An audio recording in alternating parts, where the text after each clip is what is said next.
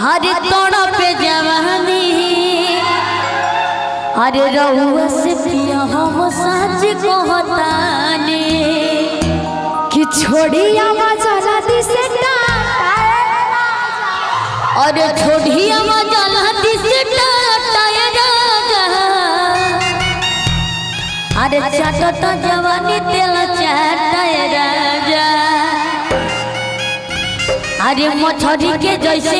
तड़पे जवानी रहुआ से पिया हम सच कहतानी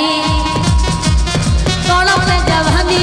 रहुआ से पिया हम सच कहतानी मछरी के जैसे तड़पे जवानी रहुआ से पिया हम सच कहतानी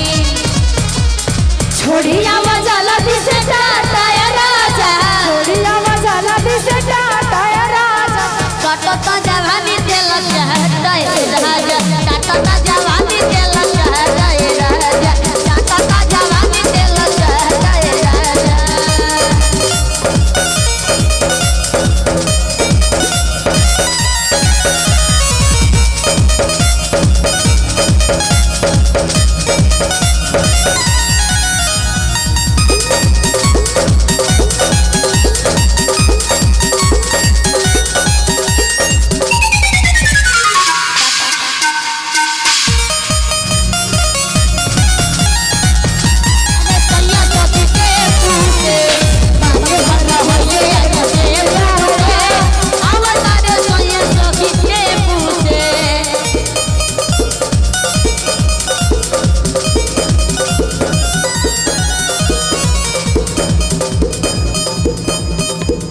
चाटता जवानी तेल चाटाए राजा चाटता जवानी तेल चाटाए राजा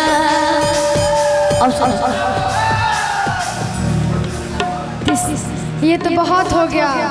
मेरे कुछ गार्जियन स्वरूप यहाँ पे लोग बैठे हैं, सबको ध्यान में रख के हाँ जाए चंदन लिया खबर जा जा, जा।